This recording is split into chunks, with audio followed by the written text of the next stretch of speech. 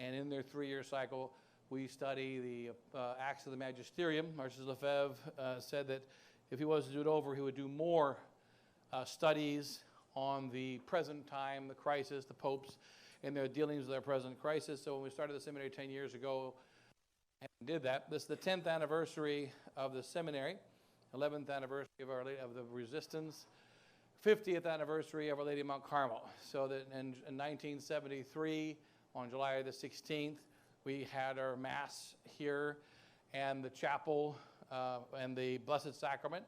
And now it's 50 years later. And the July 16th is a Sunday this year, and it's the 50th anniversary of Our Lady of Mount Carmel, with 50 years of the Latin Mass and tradition here in this place. And so many chapels like this throughout the world back at that time, but most of them, you know, they physically moved somewhere else. The building shut down.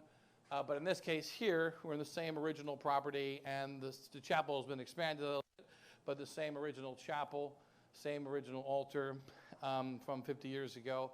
But originally came from St. Mary's Seminary, about 20 miles from here. It was because St. Mary's Seminary was a seminary for remedial seminarians. So it was a seminary established in Kentucky for older men, but it meant men over 20 at that time. So older men in the 1930s and 40s who clearly had a vocation to the priesthood, but had a very hard time with the Latin. Because remember, in the old days, you not only read Latin, but you would speak Latin in the seminary courses. Speaking Latin in the course, write Latin on the test, ask questions in Latin, and respond to the questions in Latin. They said, well, we'll have to have a seminary for those guys that clearly have a vocation, one of which was a priest a seminarian from Hartford, Connecticut, named Francis Hannafin, who came to St. Mary's Seminary in Kentucky because he was one of those older men who had a hard time with Latin. That's what brought him to St. Mary's. St. Mary's is about a 30-minute drive from here in the Holy Land of Kentucky. The seminary was small, only had about 20, 30 seminarians from all over the country. There were about 1 or 2 from Kentucky. They were basically from everywhere else, maybe 50 seminarians at the most, which would be a small seminary in the old days. And they made a rapport, so they made little bitty simple altars, and 2 of those altars are in the chapel now, 2 of the altars of St. Mary's. It was sold after Vatican II.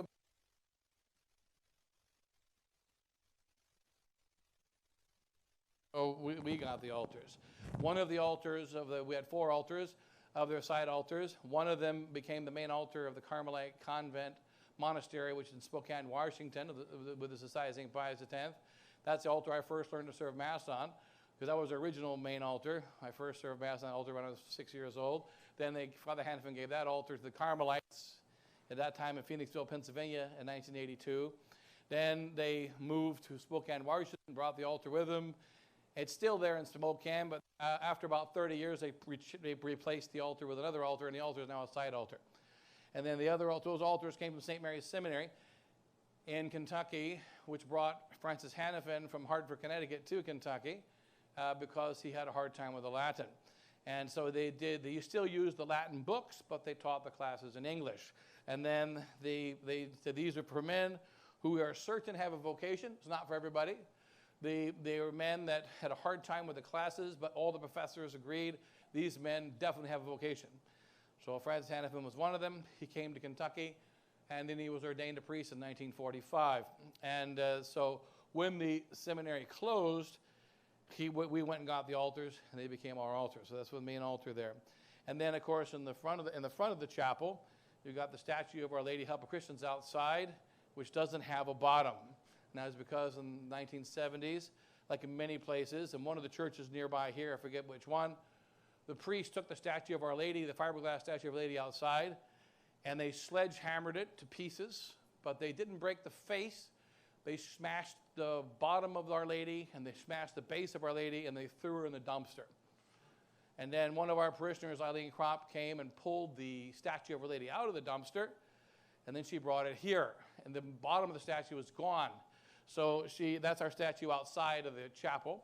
So then she then made like a cloud. She made like a fiberglass cloud and attached it to the statue so it would look like it was meant to be that way. And then we installed the statue outside. And that was in the early 1970s. a little bit of the whole kind of the battlefield of tradition. But the essential battle is the same battle of modernism. And a key understanding of modernism, why we study this encyclical twice, is to memorize the principles of modernism. That modernism is not only a heresy, but it's a system of heresies.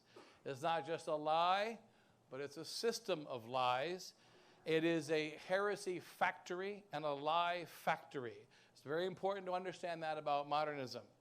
And that, so as an example, Protestants, Pope is infallible. Protestants believe the Blessed Virgin Mary. They don't like the Blessed Virgin Mary. They don't believe in confession. You get them to believe the Blessed Virgin Mary is the Mother of God. You get them to accept confession, and you get to accept the power, and you've got a Catholic. The problem of modernism is that when you get them to not believe in evolution anymore, or to not believe in the new Mass anymore, or not believe in any error anymore, they're still modernists. And the heresy will come back.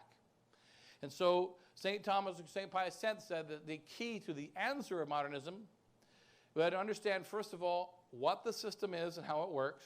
That's why we study it twice. Because they don't have to memorize everything of that long encyclical, but they must memorize the essentials of it, and especially how the lie works. Because we're seeing it work right now in the United States. We're seeing it work right now in the Society of St. Pius X, in the world as a whole. And so we're not going to cover everything because it's a long encyclical, but some of the essentials. And I wanted to begin by showing the video, brand new, which we have technical difficulties. Are you sure? Okay. I wanted to begin with that because brand new. It's a 24-minute video that we made. Where's Mr. Bell? Where is he? He's missing. Pat Bell made the video along with Evans there, Houston. So you had Pat Bell doing the technical work and a guy with definite mental problems doing the writing. So Evans, they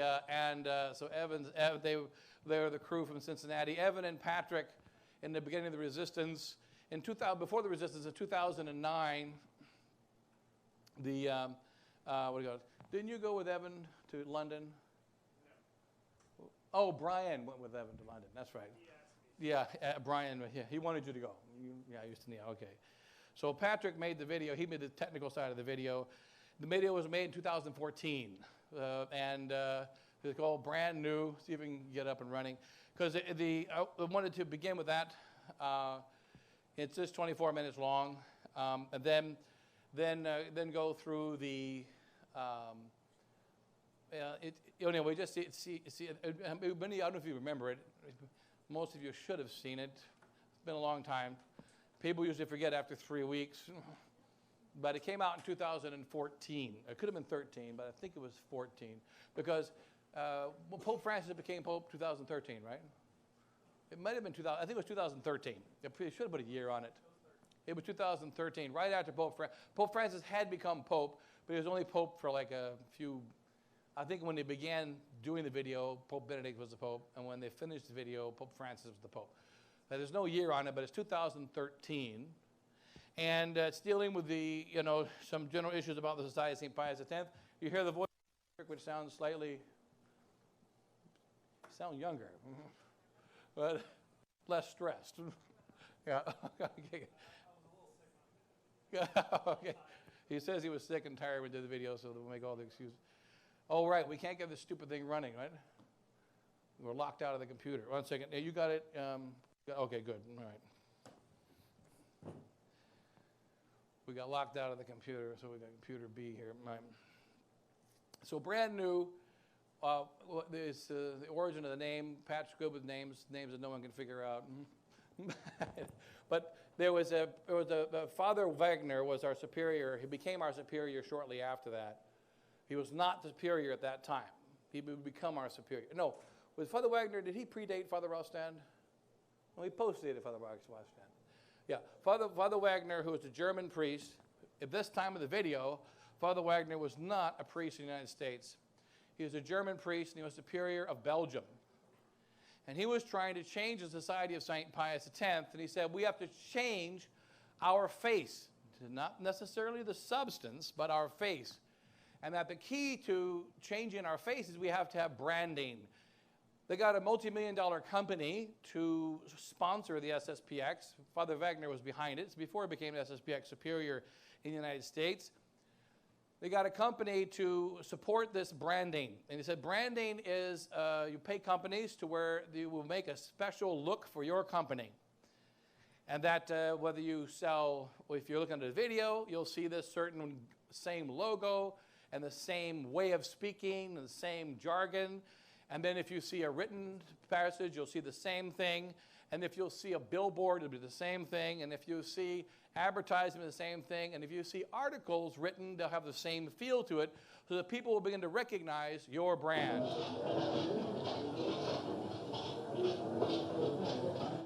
That's interesting. Okay.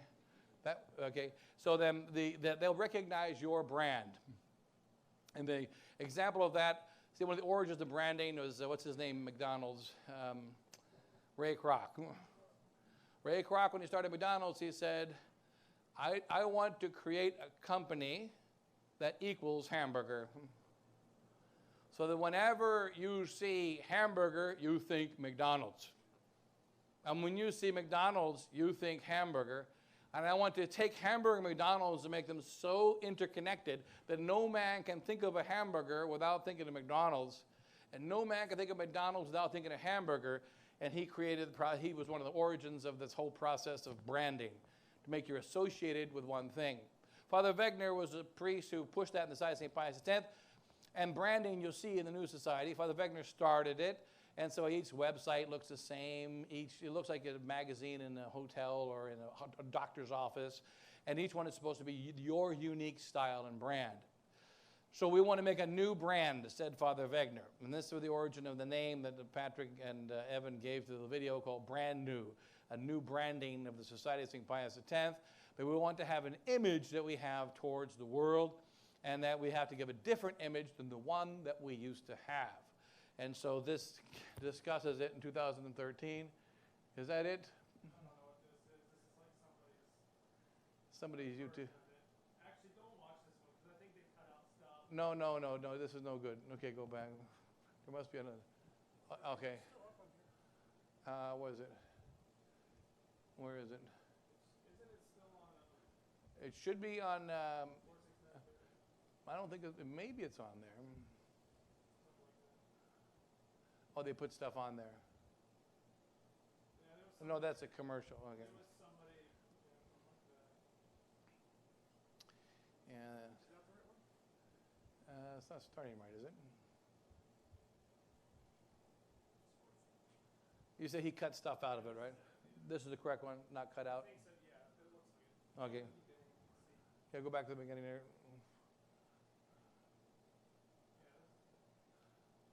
Yeah, that's it. Okay, you can go ahead and kill the lights then for now then.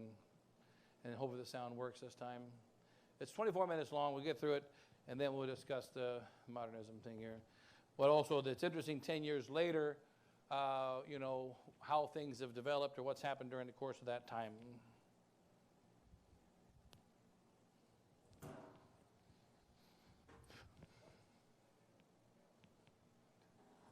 You got your volume working?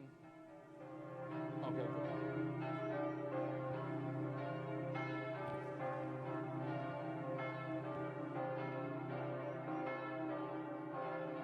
The Second Vatican Council was a plotters' get-together. A robber council, a hijacking, a revolution in the church, certainly to be called illegitimate and void by future Catholic popes. This much became clear to the founder of the Fraternal Society of St. Pius X, Archbishop Marcel Lefebvre.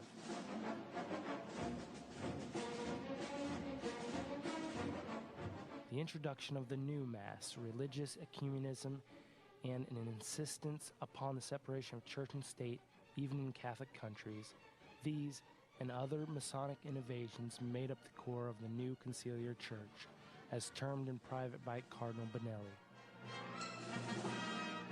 Although it is true that Archbishop Lefebvre signed the 16 documents of the Second Vatican Council, he quickly repented of it and for nearly 30 years did all he could in both public and private to make the heretical spirit of the council known to Roman authorities. In 1986, with the first Vatican-sponsored interreligious prayer meeting at Assisi, Lefebvre realized that the authorities were complicit. Rome had erected a new church, founded on the ideals of the Reformation and the Revolution. Sunshine, lollipops, and rainbows. Everything that's wonderful is what I feel when we're together. Brighter than a lucky penny when you're near. The rain goes, disappears, dear, and I feel so fine just to know that you are mine. My life is sunshine, lollipops, and rainbows. That's how this refrain goes. So come on, join in. Everybody, sunshine, lollipops, and rainbows. Everything that's wonderful is sure to come your way when you're in love to stay.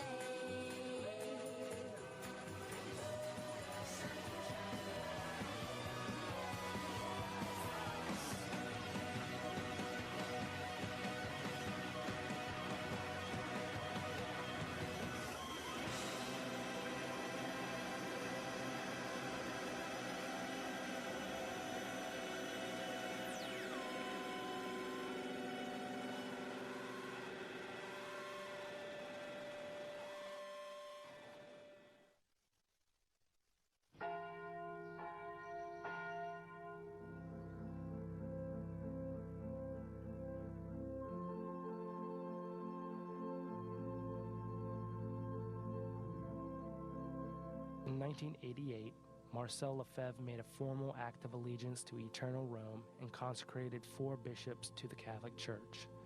This act was deemed schismatic by the new Conciliar Church of Vatican II.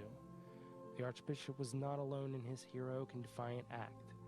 Bishop Antonio de Castromayor of Campos, Brazil, joined him, saying that it would have been a mortal sin for him not to have been there. Just days after the consecrations, Archbishop Lefebvre wrote to Cardinal Gantin, prefect of the Congregation of Bishops, explaining his actions. He says, "The Catholic faithful have a strict right to know that the priests to whom they have recourse are not in communion with a counterfeit church, which is evolutionary, Pentecostalist, and syncretist." Compare this with the position of the leaders of the SSPX in 2012. Ultimately, from the modern spirit of an unbalanced desire for information and an insistence on a right to know, souls will be led away from Christ's peace. Non-SSPX members, for example the laity, do not have a strict right to be kept informed about the internal affairs of the SSPX, which is a religious congregation.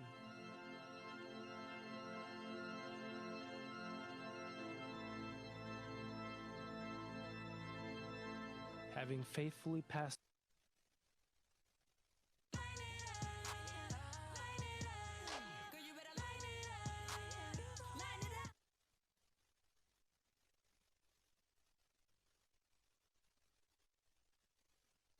on what he had received, Archbishop Marcel Lefebvre now reflected on the relationship between Catholic doctrine and the doctrine of the new church, codified in 1988 in the new Code of Canon Law.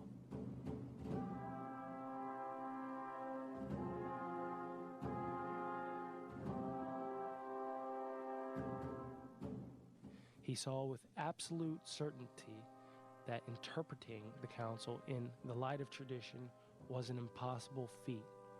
Before his death on March 25, 1991, Marcel Lefebvre laid down the conditions upon which any future negotiations with Rome could be built. Rome would now have to make an act of faith. Rome would have to return to the church. Till that day, the SSPX and all Catholics everywhere were in survival mode.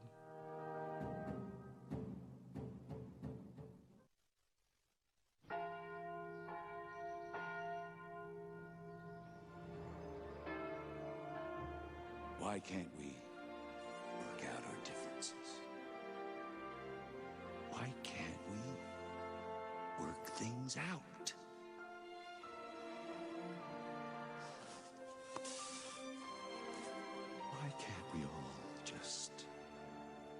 get along.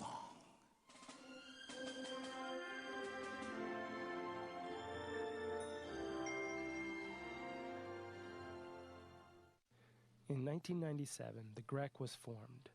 The members of GREC, or the Group for Reflection Among Catholics, seek to reestablish connections between the SSPX and the new conciliar church by setting aside issues of doctrine and engaging in dialogue without anger. GREC is a Novus Ordo think tank founded by Gilbert Perrault, former ambassador of France to Rome, and Father Michel Lalonde, a fervent defender of interreligious dialogue as promoted by Vatican II. The goal of GREC, stated in the charter written by Perrault, is to interpret Vatican II in the light of tradition, according to the formula John Paul II gave to Archbishop Lefebvre in 1978. This formula is also known as the hermeneutic of continuity of Benedict XVI, or better still, as the hermeneutic of rupture, according to Archbishop Lefebvre. Another founder of GREC was SSPX spokesman and editor of the SSPX website, dici.org, Father Alain Laurent. Father Laurent obtained permission from Bishop Fillet, Superior General of the SSPX, to participate in GREC's dialogue for a necessary reconciliation. He kept Bishop Fillet well informed of the progress of the dialogue. The Fraternity of St. Peter, formed with Rome's approval by priests who abandoned Archbishop Lefebvre at the time of the consecrations in 1988, also took part in the dialogue. It was represented by Father Ribetin, the Fraternity of St. Peter, Superior of France. Later, the head of the Institute of Christ the King joined the dialogue as well. The dialogue focused on a return of the SSPX to full communion. For example, Michel Lalonde writes, "One can hope that these meetings will lead to an agreement without delay. But the SSPX must understand that if it has much to offer to Rome, it also has much to receive from it, and must therefore stop rejecting Vatican II outright and accept the guiding principles and interpreting them as proposed by the Holy Father today." Why the insistence on reconciliation? Had Rome made an act of faith? No, but that didn't matter. The leaders of the SSPX laid down new conditions. Rather than the act of faith that their founder had insisted be a prerequisite to all talks, they asked instead that the excommunications be lifted and the Latin Mass freed for all priests to say. This, the members of GREC agreed in 2000, would be a sign of good faith on the part of Conciliar Rome. A sign of good faith? Maybe. An act of faith? Hardly. Instead, an act of faith in Vatican II would be demonstrated in 2012 by Benedict XVI at Assisi III, at which even an atheist representative would participate this time. Atheists, by the way, don't believe in God.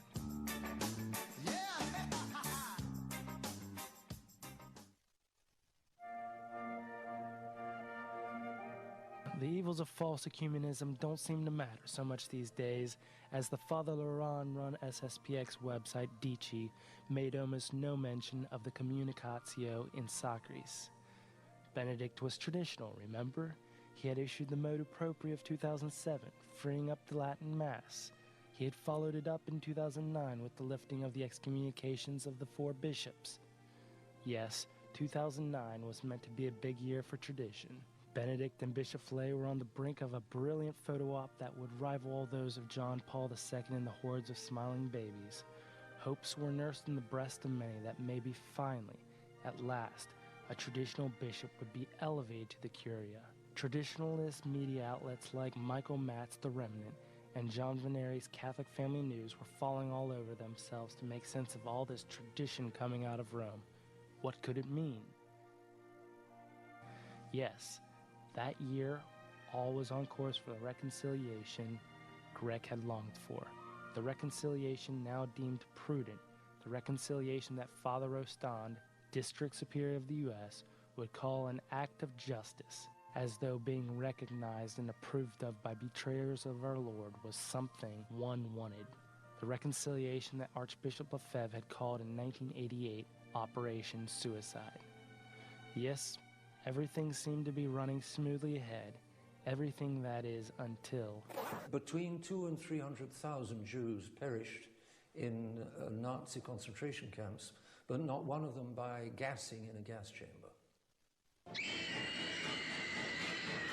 Suddenly, Benedict XVI was afraid to touch the SSPX with a 10-foot pole. His elder brothers were quite upset that the lie of the Holocaust should be exposed so flagrantly by a Catholic bishop. After all, what was the conciliar church if not a conciliatory church? Bishop Fillet had expressed desire to move Bishop Williamson to the sidelines in 1999, just 2 years after Greg's formation. Bishop Williamson, called uranium, a ticking time bomb, and much worse by Father Pfluger and other SSPX leaders, would not be removed from his position as rector at the SSPX Seminary in America until 2003. Was he given another top position in the SSPX? No. He was transferred all the way to Argentina in the southern hemisphere of the globe between Chile and Uruguay. Truth has a way of outing itself no matter where it is, and so one may say that it was a fortuitous event when on German soil for a Swedish television production, Bishop Williamson made his candid remarks about the Holocaust, remarks that were perceived by the conciliar church as an attack on its elder brothers. This video will not get into the fact that Williamson's remarks are closer to the truth than any you might find coming from mainstream media sources. You may delve into that.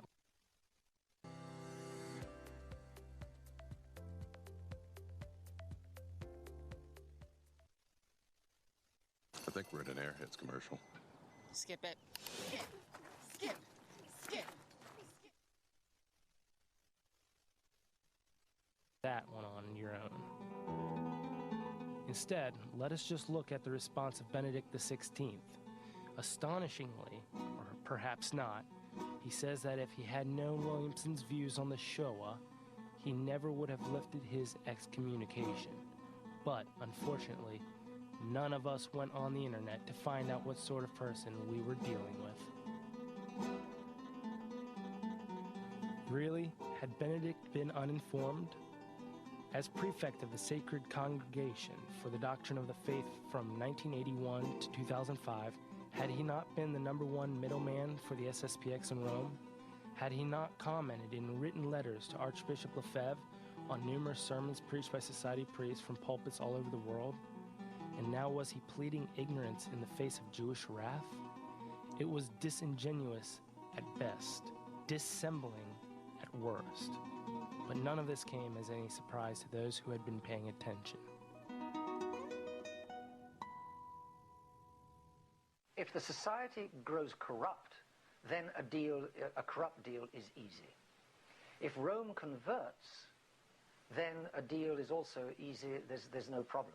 If Rome gets back, if the Romans re-understand and get back to the true religion, then the society is their best friend and they've got no more problem with the society. And it's child's play to reintegrate the society into the structures of Rome. But so long as Rome is with the new religion and the society stays with the old, there can only be war between the old religion and the new religion.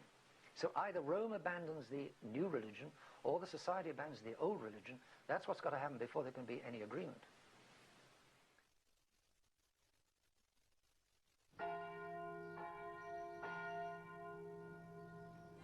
We have our great men and women, and we have some flannel-mouthed fools, too.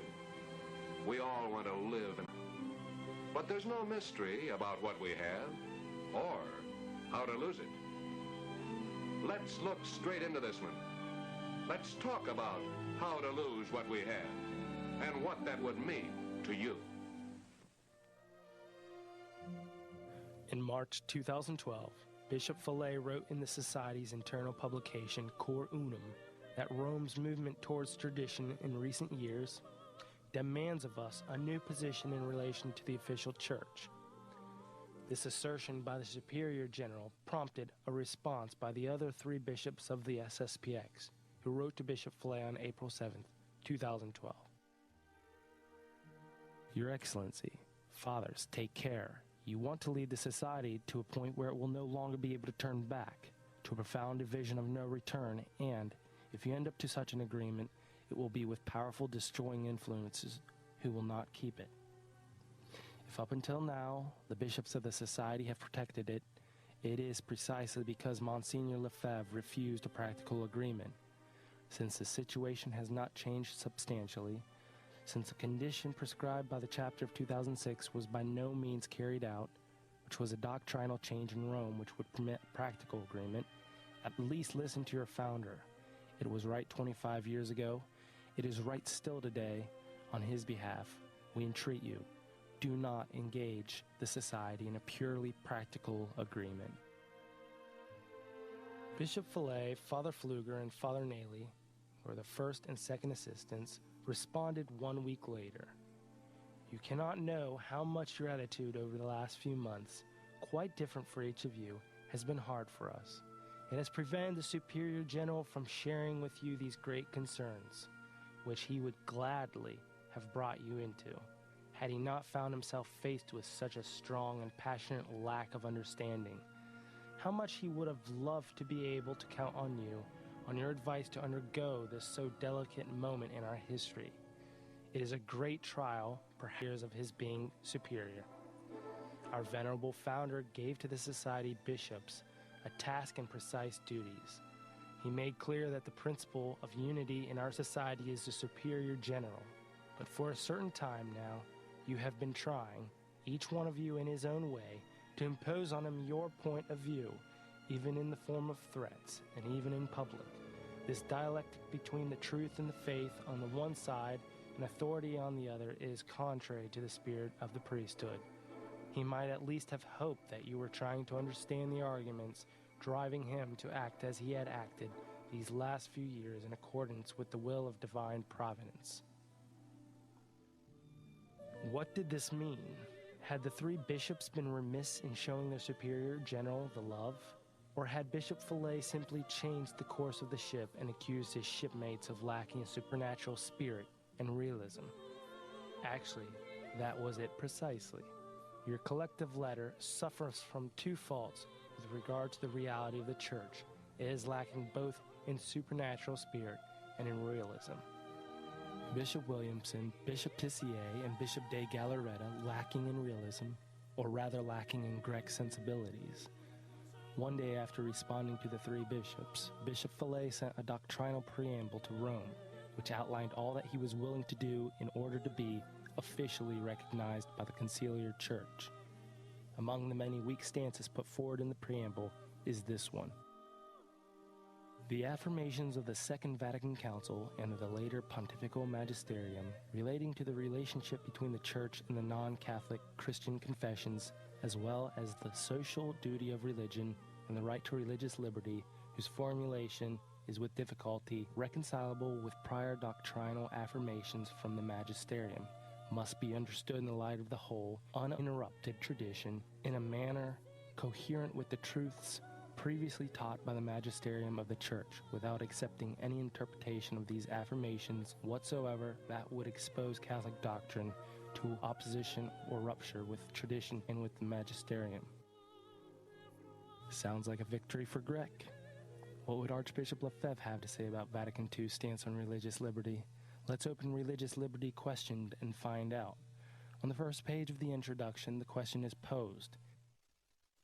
Can the Conciliar Declaration on Religious Liberty, Dignitatis Humanae, be reconciled with the traditional doctrine of the Church?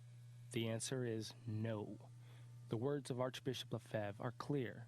I do not believe that the declarations of the Council on liberty of conscience, liberty of thought, and liberty of religion can be compatible with the popes taught in the past. Therefore, we have to choose. Either we choose what the popes have taught for centuries, and we choose the Church, or we choose what was said by the Council. But we cannot choose both at the same time, since they are contradictory. Have the leaders of the SSPX adopted a contradictory position? Yes. But that's not all it's done. Since 2012, it has expelled, locked its doors on, silenced, cut off, or charged with leaving every priest who has voiced any concern whatsoever over this change of course. These priests include Father Gerard, Father Chazal, Father Pfeiffer, Father Libiatus, Father Hugo, Father Voigt, Father Ringrose, Father Arzaga, Father Ortiz, Father Ruiz, Father Riolt, Father Trincado, Father Thomas Aquinas, Father Zabi, Father Cardoza, as well as the Carmelite nuns of Germany, and of course Bishop Williamson, the only one of the 3 bishops to still be putting up a fight, and others who prefer to be unnamed for the moment. The question, however, is not, how could the leaders of the SSPX cast so many good priests, but rather, why are there not more priests speaking out? The day that the SSPX abandons the spirit and rules of its founder, it will be lost. Has that day come? Since the SSPX has abandoned the spirit, is it time for us to abandon the SSPX? Consider for a moment, why would Bishop Fillet want a deal so badly? Why is the SSPX considered to be outside the church, but Pope Francis has no problem calling Muslims his brothers on Good Friday? Our Lady of Fatima insists that Russia be consecrated. The SSPX used to insist that this had not yet happened. Does it still do so today? Will it continue to do so after being welcomed into the fold of the new conciliar church? These questions and many more are yours to ask. Don't let anyone tell you that you shouldn't be troubled. Watch and pray, says our Lord.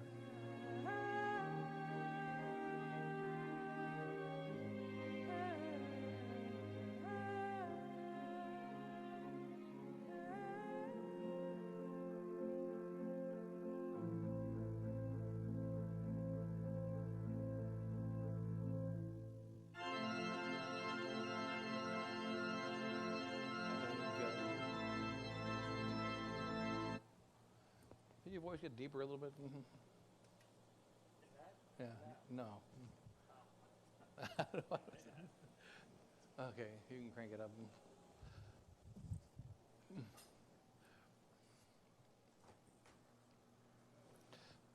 So then, that was 2013. And what's interesting is the kind of the system. So I still want to be able, one thing I'm trying to do is put together not only I was hoping the presentation ready by now. It's a very long operation. I need a crew to put it together properly. The history of the movement, you can go ahead and turn the lights on there, because it's an organized, structured movement, which I learned in 2012 when I was traveling around, that the movement, it's ordered.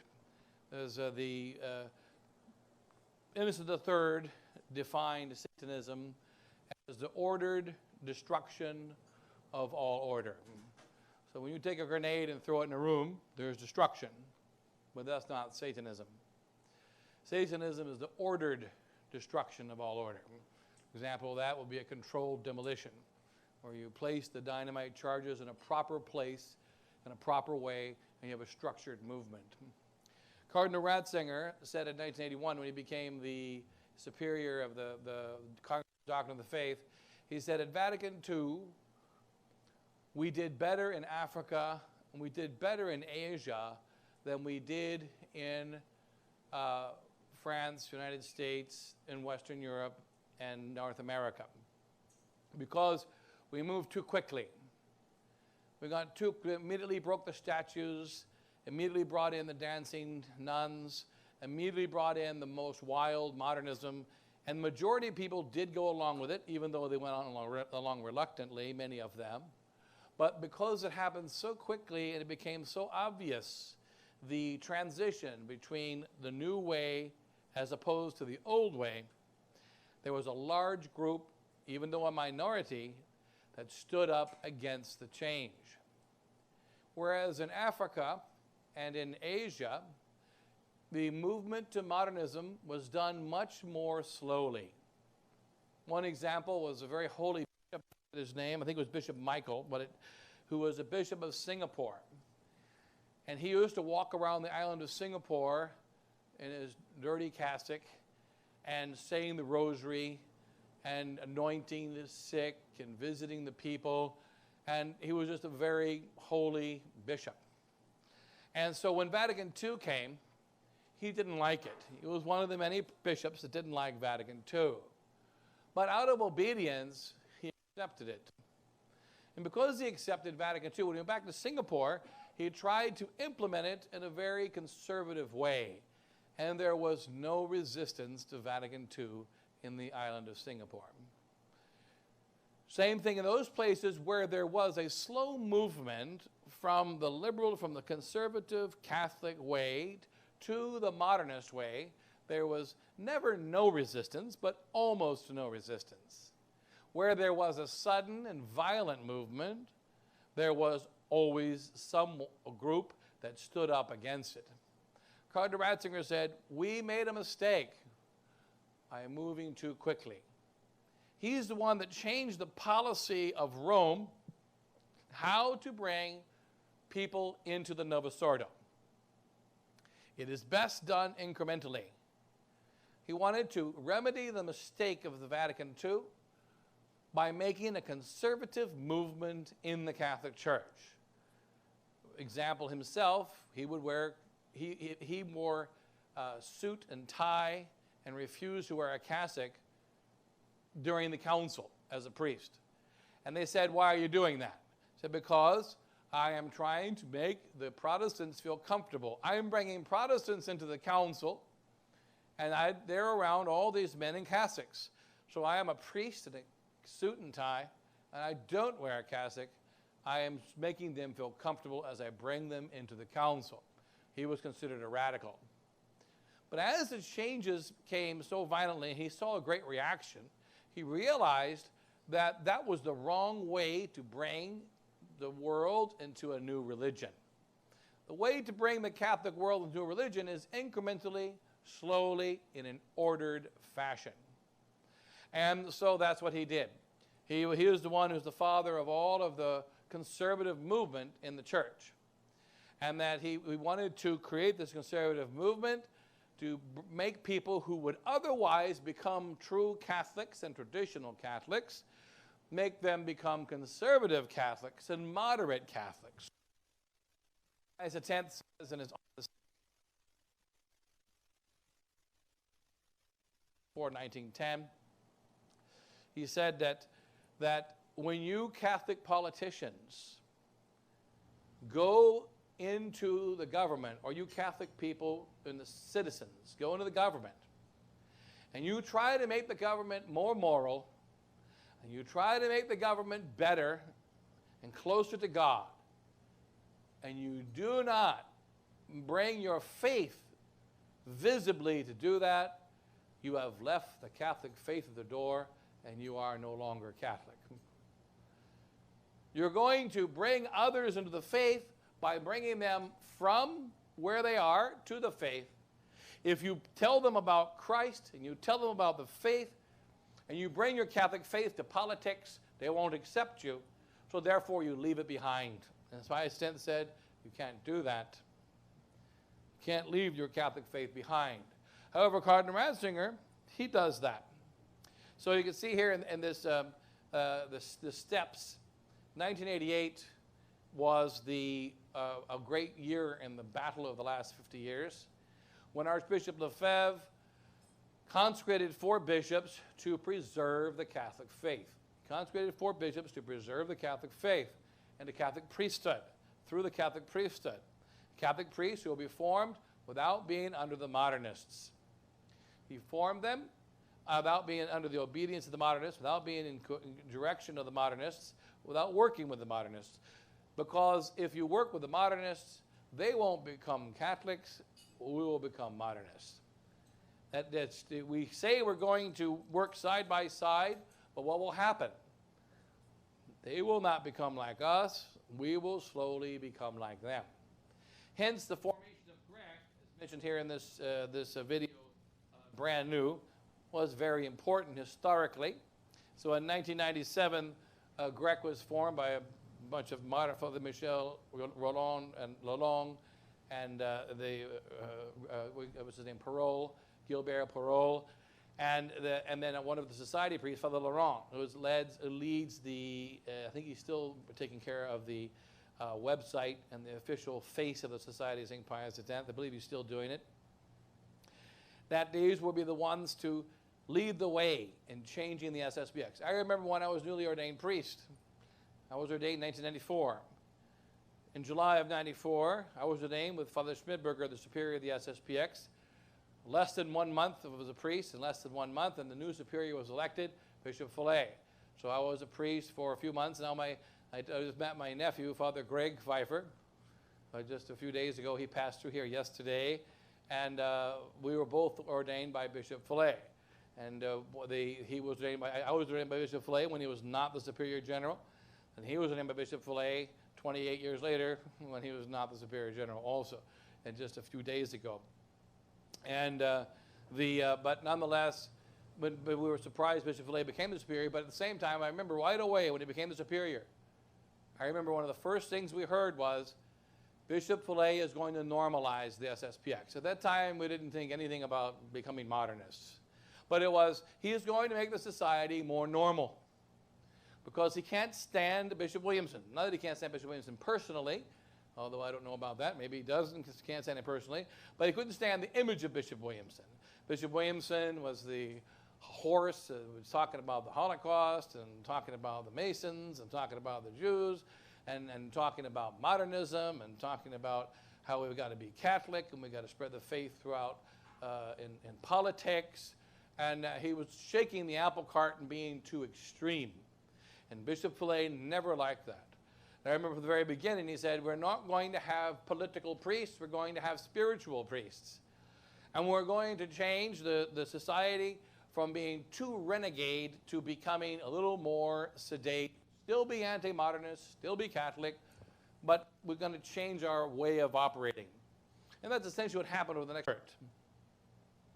We tell our people that you must remain faithful, you must keep your faith, you must not become modernist, and you were right next to me, and now I'm sitting way over here, and you're sitting way over there. What happened? And because we have to defend the sheep, and we have to bark. We can't always wait for the generals to stand up. Now, in this movement of modernism, the GREC is a practical step towards the modernization of the SSPX. Just the other day, as in yesterday, I think it was yesterday. It was yesterday, wasn't it? Yeah, it was yesterday. I talked to my brother, Father Tim, and also to the new Father Greg, visiting. And it's interesting. I pointed out to Father Tim, I said, remember when you sat at that table? We were down at the house about 7 years ago, 8 years ago, maybe 9 years ago. You sat at that table and had 3 or 4 of us priests around, and we were blasting him. And at that time, he believed that the first condition of the 6 conditions of the Society of 2012 was a modernist condition and was a compromise of faith. He agreed it was a compromise of faith. The first condition states, which are the text properly in front of me here, but the first condition states, we ask for, in 2012, in the public statement of the SSPX, at the general chapter, listed 6 conditions for which we will come back with Rome. And the first of these 6 conditions says, we are asking for the right to criticize the errors and heresies of Vatican II, and not the errors and the errors and tendencies. It was said in such a way to be unclear, but it said errors and tendencies that flow from Vatican II. They did not say there were errors in Vatican II, but the errors and tendencies that came after Vatican II. And so we mentioned to Father, I said, you realize, Father, that we have an obligation to criticize and to attack errors and heresies no matter where they come from and no matter what they are. We have no right as Catholics to ask permission to criticize heresy. That's a compromise and a sin against the first commandment. After arguing for about 30 or 40 minutes, Father Tim fully agreed. So you're right. I think you're right. That this is a compromise. That we can't, if we say we're asking permission to criticize error, that means we don't have to criticize error. It's a special permission, and it's not our obligation, and therefore it's a compromise of faith. It's like if you ask to stay married, that means you're questioning your marriage, because what if the answer is no? You have to stay married. If you ask to stay Catholic, you can't ask to stay Catholic, you can't ask to stay married, etc. But now Father Tim, 8 years later, says, I did have that opinion, but I changed my mind. I don't believe it is a compromise of principles anymore. So we have a step, one step, and then we have another, an incremental movement. And his argument is there is only a change of policy and only a change of praxis, not a change of substance in the SSPX. But this is the whole point of the modernist movement. You've got to go one step at a time, but only in one direction. You're only going towards the devil. And you're only going towards modernism and towards the reign of the Antichrist. That's the only direction. Look at the changes of the last 500 years. Travel through them. Where did you see mankind go from Christian Catholic ideals down, down, down, and then back up again and back down again? No. Only down, down, down, with occasional blockage for a short period and then down, occasional blockage, short period, and then down more, occasional blockage, and then down more, but never a going back up. It's not, the movement is only in the direction of error. So in 1997, Grec was important, and they say that we are not just preserving, we're here to preserve the faith. We're not here to just simply operate according to permissions, but we're here to preserve the faith in a world that has lost the faith. And St. Pius X points out how the modernists work. And I'll try to go through it somewhat. What should be before we can at least you hand these things out. Yeah. These are little. Yeah. That's just a summary of Pascendi. We can't go through it all. They're all the same. I think it's just one page, two-sided. This is a originally handwritten note from Bishop Williamson. Bishop Williamson's summaries of the whole encyclical of Pascendi. He did an excellent job summarized in it. But there are stages. We'll simply write up the stages. There are 7 heads of modernism. It's interesting in one of the videos I did recently. I had this chart from many years ago.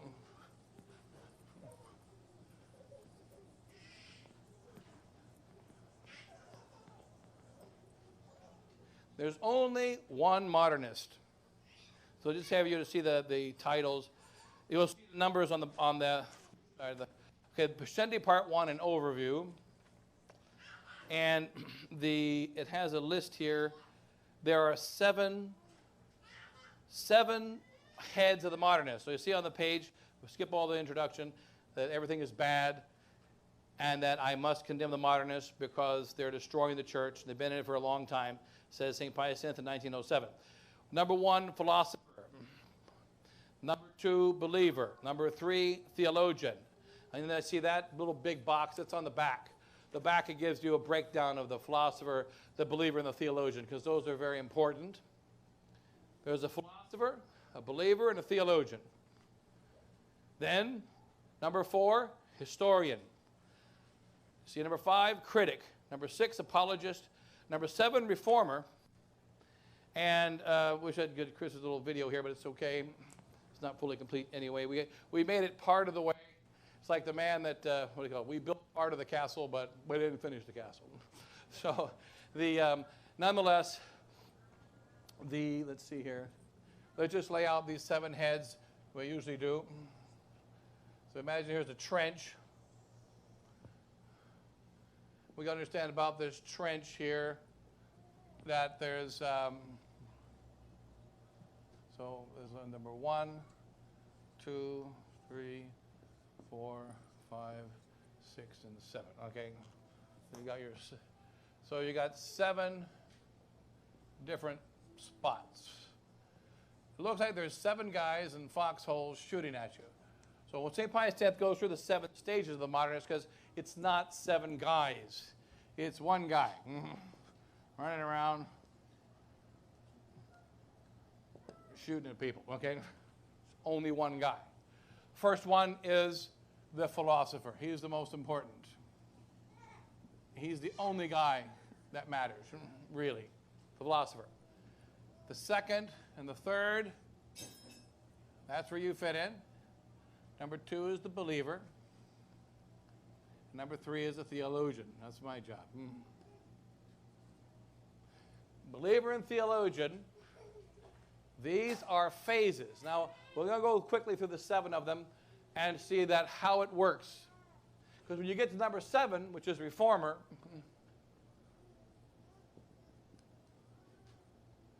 now return to number 1, start all over again. So we have, you see it's like a wheel, okay, and the wheel is turning 3, 4, 5, 6, and 7. And once you get to 7, you're back at the top again, and you go all over again. And the wheel is rotating forward. And in order to rotate forward, you click 1, 2, 3, 4, 5, 6, 7, back to 1.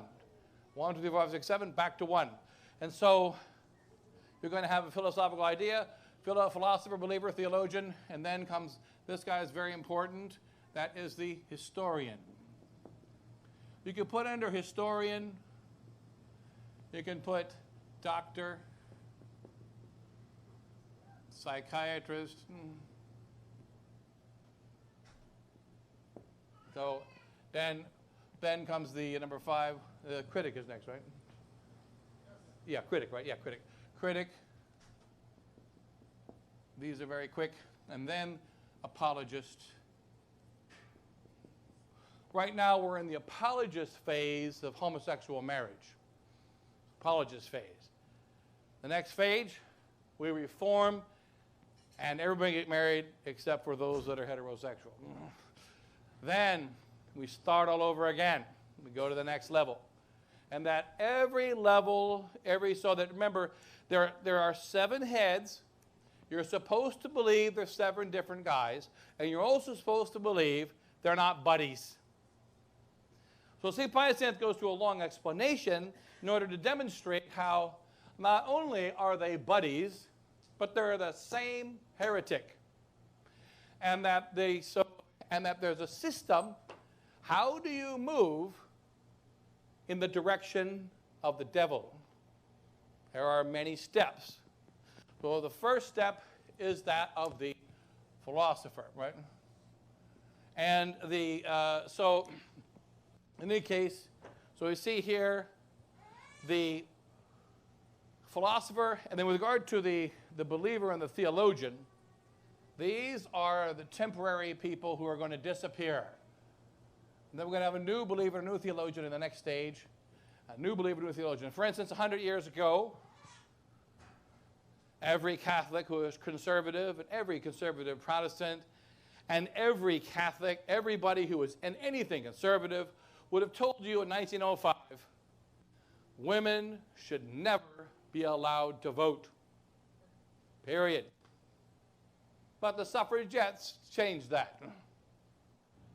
It went through the steps of, now we want the Catholic woman's vote. And not only want the Catholic woman's vote, you come to the 70s, and if you were a woman in politics in America, that meant you are a feminazi. But come forward to the year 2000, around that time, whichever year it was, and Sarah Palin is the greatest Catholic and greatest conservative politician on the planet. Sarah Palin, exactly like Sarah Palin, if she was Sarah Palin in 1970, we would have called her Hillary Rodham Clinton. But Sarah Palin, was just 5 kids, I think, 5 or 6 kids, working mother, shoot people, right? So that this is where the real conservatism is. And that's why the very first traditional Catholic politician should be a fag who got married in the church. So you see, what happens, and that's not an accident, it's how the system works. And it only goes one way, never goes the other way. So when we're looking at the situation in our beloved Society of St. Pius X, in the conservative movement, I remember in 1988, several priests and young men told me, I was 18 years old at the time, we are going with the fraternity of St. Peter. We're going with the Pope only because of obedience. And we will never accept the errors of Vatican II. And none of us will ever celebrate the new Mass. One of those priests that I was in seminary with, he now says the new Mass every day. So he says the new Mass every day now. But in '88, that was never going to happen. He does say the Latin Mass on some Sundays, but not every Sunday. He was ordained to say the Latin Mass. He was never going to change. But somehow it happened. And so they say that we are never going to say the new Mass. We're never going to accept the new ways. But we said, no, yes, you will. We're not going to accept Cardinal Ratzinger's profession of faith. 6 months later, they did. They signed it. And then priests started celebrating the new Mass. Father Bizig, the superior of the fraternity of St. Peter, said, in the fraternity of St. Peter, we don't celebrate the new Mass because we have a special privilege. He didn't say we don't celebrate the new Mass because it's intrinsically evil and you're going to go to hell and it's satanic. He didn't say that. He said we don't celebrate the new Mass because we have a special indult and a special privilege. Pope John Paul II said, you don't have a special indult and a special privilege. The new Mass is the Mass of the Church, and the protocol of 1999, it was made very clear and explicit that every priest who is allowed to celebrate the Latin Mass does not need to ask permission to celebrate the new Mass, may celebrate the new Mass against the will of his superiors and against the will of the people, and he cannot be punished in any way because the new Mass is the Mass of the Church, and the Latin Mass is only allowed by indult, and therefore no superior can stop it and no organization can stop it. The fraternity of St. Peter priests all have the right to celebrate the Latin new Mass without permission, as 16 priests in France did in 1999. Father Bizig appealed to Rome. It didn't work. But they were never going to say the new Mass. They told us in '88, but then they did. They were never going to accept the errors, but then they did. I was told by priests in 2012 a similar thing about our beloved Society of St. Pius X. We're never going to accept the new ways. There's not going to be any kind of a deal with Rome. We're not going to stop our beliefs and our teaching.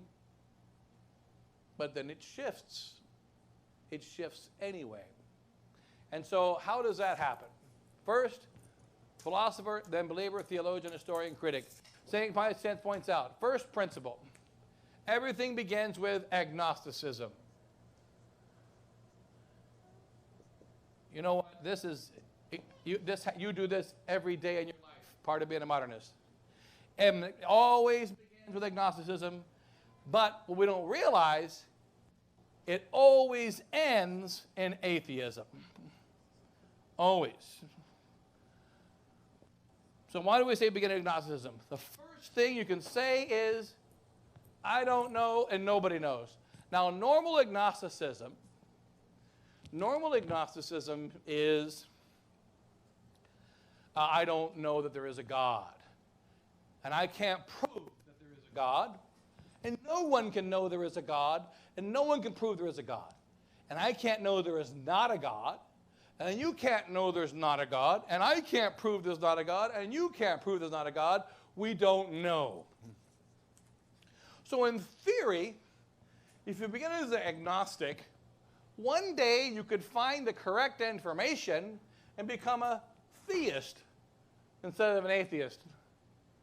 But the fact is, when you begin with no knowledge and you're not sure and need more information, 100% of the time you end up atheist. Never goes to theism. Always goes atheism. An example. I come to somebody and I tell them, I'm a bishop. How does it all begin? Agnosticism. So that all begins. I don't know. Someone asks someone any question. Was George Washington the founder of our country?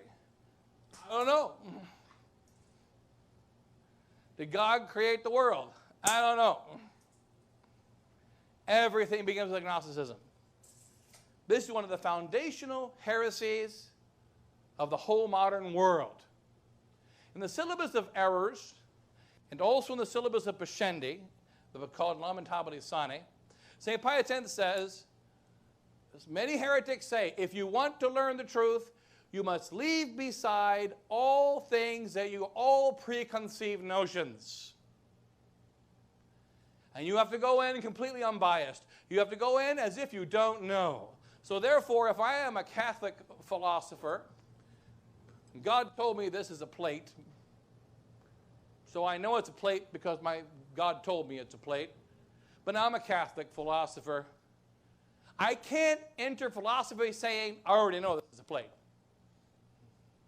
I have to enter saying, I have no idea what this is. And then I got to go through a philosophical argumentation and understanding whether or not this is a plate. And hopefully, I'll discover that my philosophical conclusion is the same as the theological one. But I must begin by saying, I don't know. Are there three persons in God? I have to study and say, I don't know. Is the Catholic Church true church? I don't know. Always begin with agnosticism. St. Pius X says, this is the first principle of modernism. You do not begin with agnosticism. When I was a little bitty baby, I saw a girl and I said, Mama. That's what I said. Mama. And she said, yes, I am your mama. Prove it. The fact is, I didn't say that. And when we went outside, my mama said, Jesus made the stars. I still know he made the stars. I even checked last night.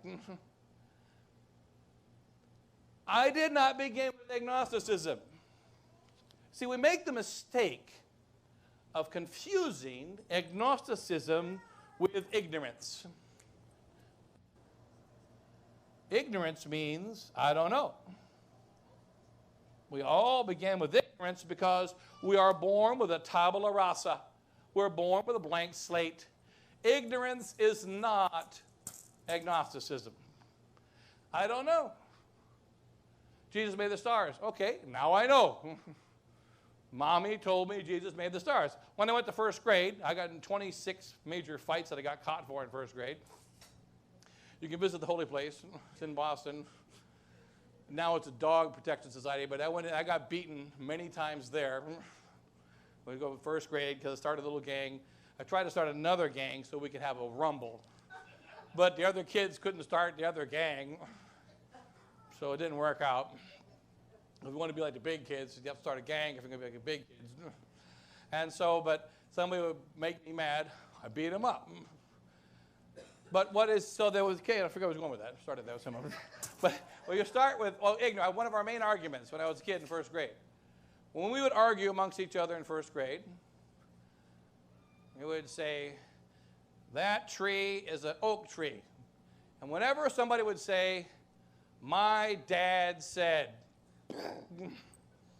that's it. That's dogma. Somebody appealed to the highest authority.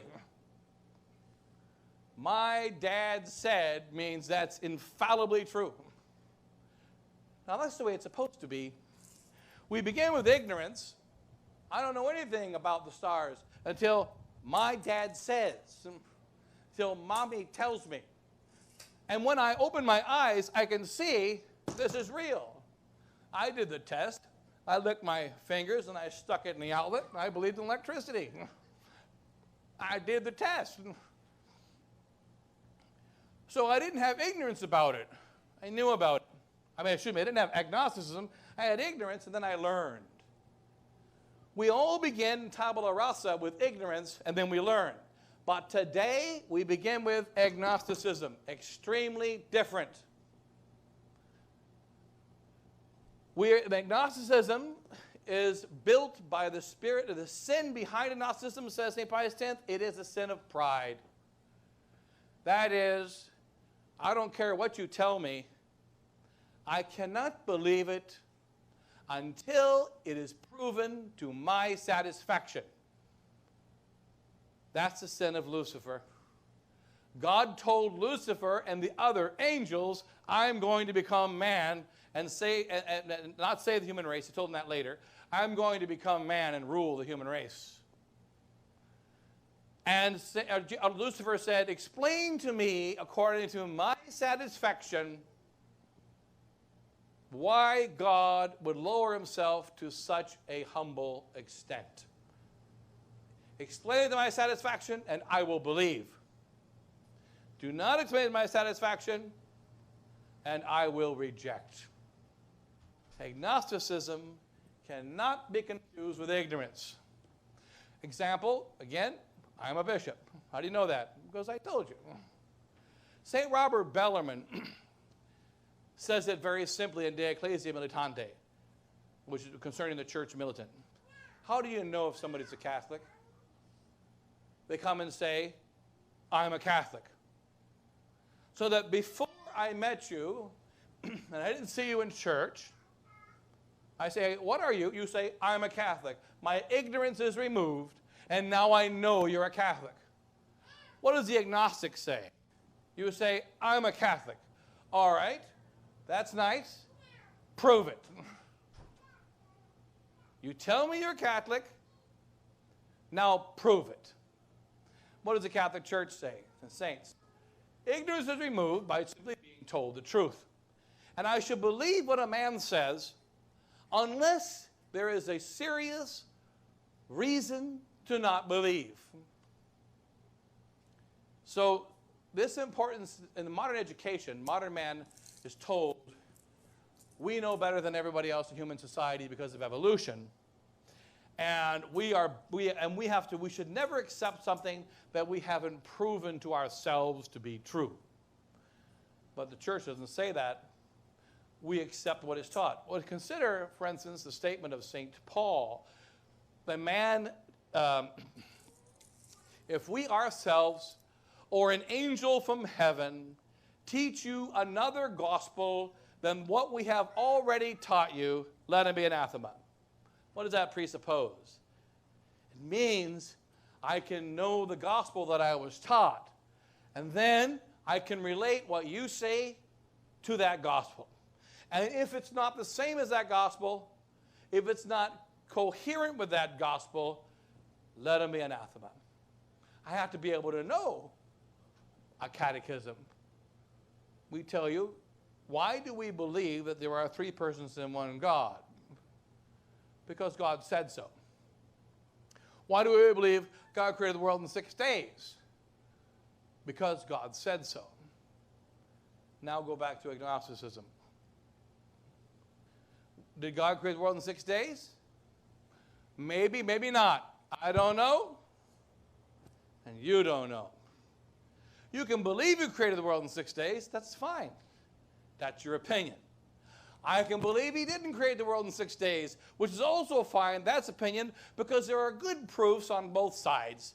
There are proofs that are very clear the world is extremely old, and the stars are billions of years away, light years away, and there's all kinds of decay and signs of evolution everywhere around us, so I can't say that what God said was right. What's the natural way? God said he created the world from nothing and it was perfect. He took away my ignorance. Now I can know the answer. When I approach the scientist and he tells me the world was not created by God and he tells me that it wasn't made perfect, that's all I need to know. God said he did create it, and God said he made it perfect, and I know that's true, and God can't lie. My ignorance has already been removed. So therefore, if you tell me something different, I say, you're wrong. St. Pius X says, it always begins with agnosticism. Now, how do we go on the journey? We begin with, I don't know. We're going to end with atheism. And this is not only with regard to Jesus Christ. For instance, our Lord Jesus Christ, we learned in our catechism, and we learned in our music and our poetry that he's God. We learned that he's the Redeemer. We learned all these wonderful things. But is it true? I don't know. What's going to be the conclusion? He's not God. He's not the Redeemer. He maybe didn't even exist. What about George Washington? We learned about George Washington. We mentioned him as an example in the Pashindi class all the time. George Washington, he was a founder of our country. He was a hero. And George Washington was under the cherry tree and whatever. That's what we learned. Is it true? I don't know. What does it end with? George Washington was a pig. He owned 317 slaves. He married Martha, who was a multi-billionaire at the time. She had more money than multiple countries have today. That's called true love. George Washington was a run money grubber and a pig. Why was he put in charge of the Continental Army? Because his wife had more money than the entirety of England. That means he's a good general. And what did they do with Benedict Arnold? They threw him out because he didn't have billions of dollars. So George Washington was a pig. And the same is true of everything. So St. Pius X says, know this about the system of modernism. It is not only the enemy of the true religion, it is the enemy of all religion. It's not only the enemy of the saints and true heroes, it's the enemy of all heroes. Everything you learned that was good as a child, even if it was false, even if it was a lie, you will learn later on, scumbag, pig, didn't exist. St. Pius X tells us that modernism is the most evil of all heresies, the grand sewer and collection of all heresies, because it is like a meat grinder. It's like a garbage disposal thing. Whatever goes into it is going to be gobbled up, destroyed, and spit out into the sewer. Not just the Catholic faith. Of course, the primary target is the Catholic faith. But modernism attacks everything. You begin with agnosticism, you end with atheism. You do not begin with ignorance and then learn the truth and fight the errors. You begin with agnosticism, you make reasonable judgments, you then learn other things, and eventually you discover that what you thought was true is all a bunch of baloney. And that's the way it is with everything. Patriotism is gone from our country. The love of the founders is gone from our country. Freedom is going totally out of our country. All that is the normal process of the movement through these steps. Philosopher, believer, theologian, historian, critic, apologist, reformer, start all over again. New philosophy, new believer, theologian, historian, and so on. So in any case, maybe we'll continue there. It's 5:19 already. And it always goes this way. What we'll do is, there's going to be, should we talk? If anybody has any questions or whatever, we're going to take a few questions right now, because I don't have time to go through these elements yet. And so we'll go do that maybe the next time. But I wanted to ask, many of you saw that many years ago. I remember the Grec thing. So most of you saw that before, or did you? How many of you saw that before? Right? Well, it's been a long time, I guess, right? I wanted to ask, what was your, and that was 2013. Now it's 2023. That was made 10 years ago. The society 10 years ago. Now it's 10 years later. So what is your, I don't know what to ask you guys, what your thoughts or what your comments, or as it is now 10 years after all that. Quid putasti ne, we say in Latin. But, I don't know, what do you see, as far as the developments, do you see a change in development in the society from 2013 to 2023, our SSPX, and the movement within the society, and then the movement in the world? I mean, so I don't know what points do you see from from there that kind of apply today? What were you saying? I've seen St. Mary's go very lax. Right. Yeah. Very. Yeah, a lot in the last 10 years. Well, and it's amazing because, like, I have people that are still going to St. Mary's, and they're saying that St. Mary's is lax. St. Mary's is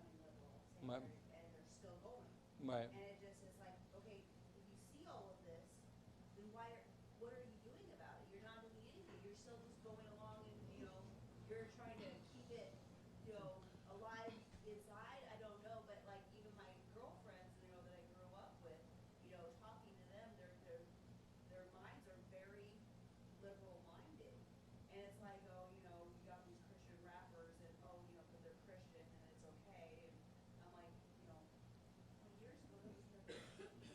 Well, I think one thing is interesting is that it seems as though the differences between the indult parishes and the society parishes are pretty much non-existent right now.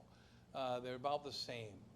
I remember Archbishop Lefebvre said, they have betrayed us, they have betrayed us, they have betrayed us. The people must make up their minds. Are they going to go with the indult, which have betrayed Catholic tradition, or are they going to stay with the Catholic tradition represented by the Society of St. Pius X and other priests that are doing the same thing? And, you know, whereas now, in fact, I was even talking to my brother yesterday. You know, I said, okay, what about, he says, what matters, an example just came up yesterday, so it's a little bit fresh. I said, okay, you know, Father Tim, you're the one that told me in 2017, on the 100th anniversary of Fatima, that you went through the Philippines for 2,000 miles, speaking about devotion to Our Lady of Fatima, speaking about devotion to the Immaculata, and not talking at all about Vatican II and the new Mass. Even though in every diocese, as you walked along the way for 2,000 miles in a country that's 600 miles from top to bottom, 2,000 miles of winding roads, they condemned you the whole way. And yet you didn't talk about Vatican II, the new Mass. And you say that at least you have to admit that we didn't do that before. We didn't do that before. We used to go out into San Francisco, Ubay. If you're going to San Francisco, I used to be a priest in San Francisco, only it's about the size of this property, San Francisco, Ubay in the Philippines. And I went there and said the Mass, told the people about the new Mass being evil. It was a place with a miracle in it during World War II. In World War II, there's a chapel about smaller than this room, a little smaller than this room, about 2/3 the size of this room. The Japanese were coming through to kill everyone in the village in 1943 or 1944. And they had a picture of Our Lady of Perpetual Help, just an 8.5 by 11 picture, that they put on the wall and had a little chapel. They all went in to be killed by the Japanese. So they went in singing the rosary and singing prayers in Latin and then Tagalog and Cebuano. And so the Japanese came through the village, and they were stepping through and looking both ways, and they walked right past the chapel, and they were singing as loud as they could. The Japanese didn't see them, and they didn't hear them. They were tiptoeing through and looking everywhere, looking right at them, and they didn't see them. They went all the way through the village. They were gone 20 minutes. They came back, and they just stayed in the chapel singing the whole time, and the Japanese never saw them. So they didn't kill them. And so they were saved by that little, we established a little chapel there in that same little place with Lady of Perpetual Help. And we told them, the new Mass is straight from hell, don't go there. Vatican II is bad, stay with the true Mass, etc. But now we don't do that anymore. He says, no, we don't do that anymore, but it's just only a change of the tactics. He says, no, but we know, says Father Tim, that you can't be an indult priest. I said, okay, I agree, you can't be an indult priest. But if you don't tell the people anything different than the indult priest, how are they going to know that you're not an indult priest? How are they going to know? He said, well, I don't know. He said, so the people, they know what you teach and what you preach. He said, but I can't talk about Vatican II now because they're all living in bad marriages. They're not living the faith like they should. And I need to just simply bring them to the faith first. And that's what matters, is bringing them to the faith. We got to bring them to the faith first, said Father Tim. Well, I said, well, indult priests are doing that. Good Nova Scotia priests are doing that. They have the true catechism, many of them. They teach to don't be bad, be good, and obey the commandments and say your prayers. So what's the difference? And he couldn't answer what the difference was. Then I said, well, what about myself and Father Cook and the other priests here? We're teaching the faith. We're telling people to be good, not be bad. So why aren't we okay? You're being disobedient and you have your own apostolate. You're not following the mission of the church. Disobedient, own apostolate, not following the mission of the church. Except the society don't even have a missionary spirit in them. Not just, no. He's talking about canonical mission. Okay. When I say Mass in the Miziki barn, and when a few miles away, the priest says Mass in the brand new stone building, it's $100 billion, both of them are equally approved by the diocese. That is, they're not approved. As far as the diocese of Topeka, no, Kansas City, right? The diocese of Kansas City is concerned, the Diocese of Kansas City says there is no church other than the Immaculate Conception in St. Mary's. Check the map. And there's no church in in Alma. That church is not approved, just as unapproved as we are. When a priest says Mass in that nice building, when I say Mass in the back of Jesse Dull's Winnebago, which is over here, right? When I say the Mass there, it's the same. So for them, you don't have a canonical mission. Those who live in glass houses should not throw stones. That's ridiculous. We have our canonical superiors. Okay. But they're not, they have superior, they're superior of a priest, but not superior of the people. So he says that we're going, so what has happened, 10 years ago, the same priest told me, I agree that there is error and liberalism in the new society. 10 years later, it's not error, it's not liberalism. 10 years ago, we're all disobedient. And we're all looking for bishops to disobey because we want to spread the faith and we're going to stand up against the local bishop. Now, 10 years later, we are not going to be disobedient anymore. So there's a definite shift. And it's following the rules of how modernism grows. St. Pius, we'll close here, but St. Pius says, one of the most important tools of modernism is tradition. Modernists love tradition because they use it as a way to cover their lies and to make you comfortable as you switch from Catholic to anti-Catholic. The right wing is far more important than the left in the development of modernism. Tradition, so-called tradition, is far more important than the liberals. They are the traditionalists and the right-wingers that bring the mass of people to the next level of liberalism. The liberals are always a minority, and they're in the front, and they're leading the charge, but very few follow them. It's the right wing and the conservatives that make the successful travel down. You know. So in any case, 529, the mass will be a mass at 6 o'clock, and then afterwards the what do you call it? Dinner, right?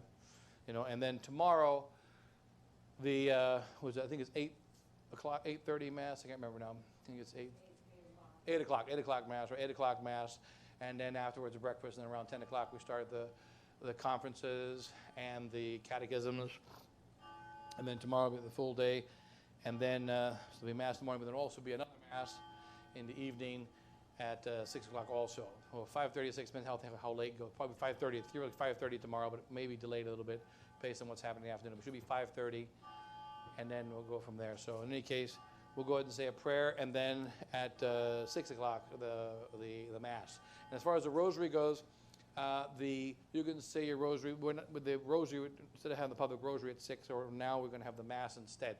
So that you just can say the rosary like during the Mass or on your own there. It'll be during the time of the Mass. Because in theory, you were all at Mass this morning, but it was a small crowd this morning. Everybody came in. So tomorrow morning, hopefully you can make it to the Mass.